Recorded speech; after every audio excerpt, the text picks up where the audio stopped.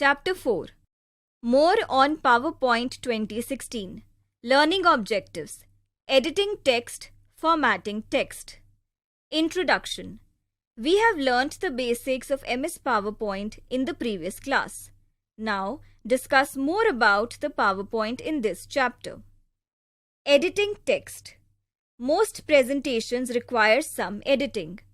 After entering text, you may need to go back and make changes such as enter additional text or revise existing text.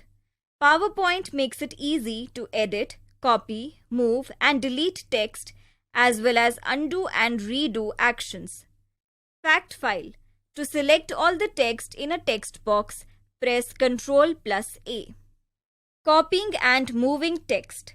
When editing a presentation, you may want to duplicate text in another location or you may want to remove text from its original location and place it in a new location. To copy or move text, in the slide pane, select the text that you want to copy or move.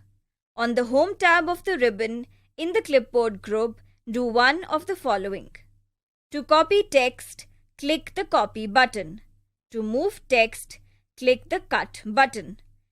Click where you want to paste the copied or cut text. On the Home tab of the ribbon, in the clipboard group, click the Paste button.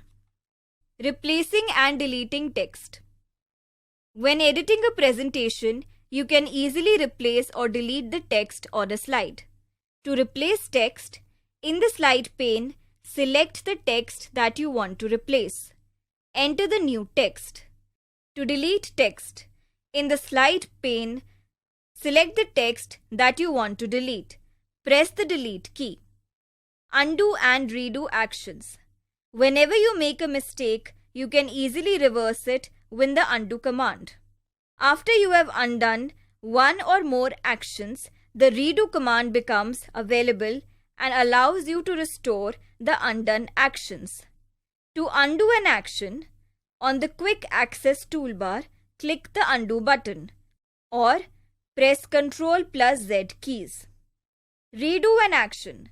To redo an action, on the Quick Access toolbar, click the Redo button or press Ctrl+Y keys. Repeat an action. Repeat is different from redo because it repeats your last command or action if possible. For example, let's say you want to delete several slides. Rather than deleting each slide one by pressing the delete key repeatedly, you could delete one slide and then use the repeat command to delete all the others. To repeat an action, do the following. Click the Repeat button on the Quick Access toolbar. Other way to repeat a command is press F4 key. Formatting text. Although PowerPoint's layouts and themes provide pre-formatted styles for text, you can manually change the formatting of text to meet your needs. For example, you may want to bold a word or a phrase to emphasize key points. The font and paragraph groups on the Home tab of the ribbon contain the most commonly used text formatting commands. Changing the font. A font is a typeface or a style of lettering. The default font used in a presentation is determined by the theme that is applied to the presentation. Fonts can make a big difference in the readability and appeal of a presentation, so choosing the right ones is very important. To change the font, in the slide pane, select the text that you want to format. On the Home tab of the ribbon, in the font group, click the arrow on the font box and select the desired font from the list. Changing the font size. Each theme has a specified font size that it uses for headings and body text, with different sizes typically used for different levels of bulleted lists.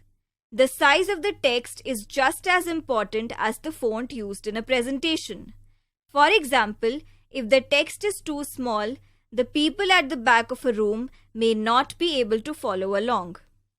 To change the font size, in the slide pane, select the text that you want to format. Go to Home tab. In the font group, click the arrow on the font size box and select the desired font size from the list. Changing the font color. Color can be used to emphasize important text in a presentation. When choosing a color, make sure that there is enough contrast between the text and its background to make the presentation easier to read. To change the font color, in the slide pane, select the text that you want to format. On the Home tab of the ribbon in the font group, click the Font Color button to apply the most recently used color, or click the arrow on the Font Color button and select a different color from the color palette. Applying font styles and effects. You can emphasize text by applying one or more font styles and effects. Font styles are attributes such as bold and italic. Effects are special enhancements such as a shadow and strike-through. To apply a font style or effect, in the slide pane, select the text that you want to format. On the Home tab of the ribbon, in the font group, do any of the following. Click the bold button to make the text bold. Click the italic button to make the text italic. Click the underline button to underline the text. Click the text shadow button to add a shadow to the text. Click the strike through button to draw a line through the text. Fact file. The bold, italic, underline, text shadow and strike through buttons are toggles. Changing the alignment. You can control the way text lines up within a placeholder by changing its horizontal or vertical alignment. To change the alignment of text, in the slide pane, select the text that you want to format. On the Home tab of the ribbon in the paragraph group, do one of the following. Click the Align Left button to align text against the left edge of the placeholder. Click the Center button to align text in the middle of the placeholder. Click the Align Right button to align text against the right edge of the placeholder. Click the Justify button to align text against both the left and right edges of the placeholder. PowerPoint adds space between the words to fill the line. Click the Align Text button and then click Top, Middle or Bottom to align text at the top, in the middle or at the bottom of the placeholder. Entering data. To enter data in a worksheet, follow the given steps. Select the blank workbook thumbnail from the start screen and open a new workbook. Click on the cell D1 and type Report Card. Now select the cell range where you want to enter the text. Click on the Merge and Center button in the Alignment group on the Home tab. The selected cells will be merged and the text will be centered. Click on the cell A2 and type Name. Press the right arrow key. Type Maths in B2 and Science in C2. Similarly, enter data in the rest of the cells. To click on the cell A3, type Anaya and press the Enter key. The cell pointer moves to cell A4. Type Vaishnavi and press down arrow key to move the cell A5 and type Ojas. Similarly, enter the remaining data. Types of data. There are 3 types of data which can be entered in a Microsoft Excel worksheet. Text, number, formulae. Text.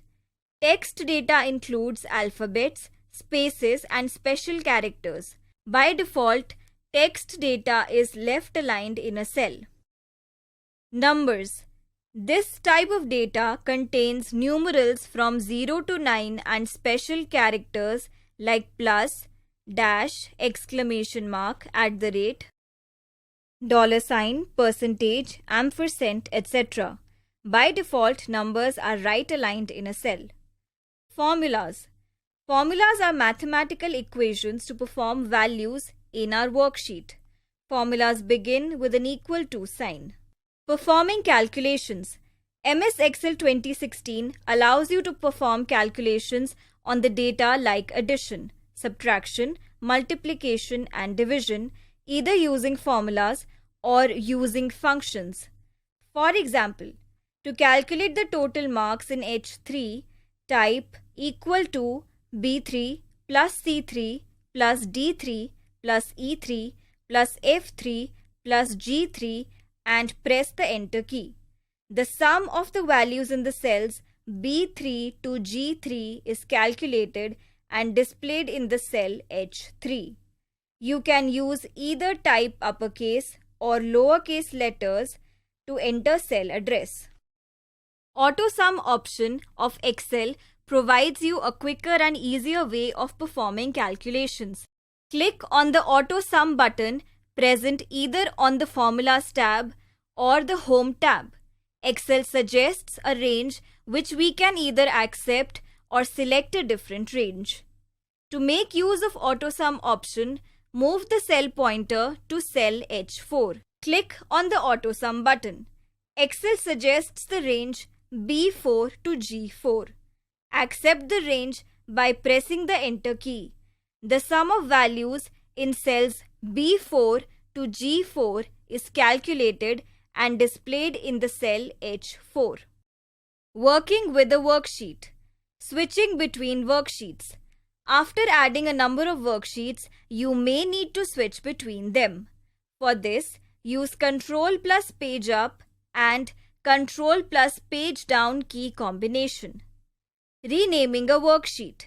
To rename a worksheet, do the following. Double-click the Sheet tab that is to be renamed. It will be highlighted. Now, type a new name and press Enter key, or right-click on the Sheet tab you want to rename and click on the Rename option. Adding a new worksheet. To add a new worksheet, follow the given steps. Right-click on the Sheet tab and select the Insert option. The Insert dialog box appears with the Worksheet option selected. Click OK. You will find that a new worksheet gets inserted before the selected worksheet. Or, click on the New Sheet icon present besides to the Sheet tab. A new worksheet will be added, or select the Insert Sheet option in the Cells group in the Home tab. Removing a worksheet. To remove a worksheet, follow the given steps.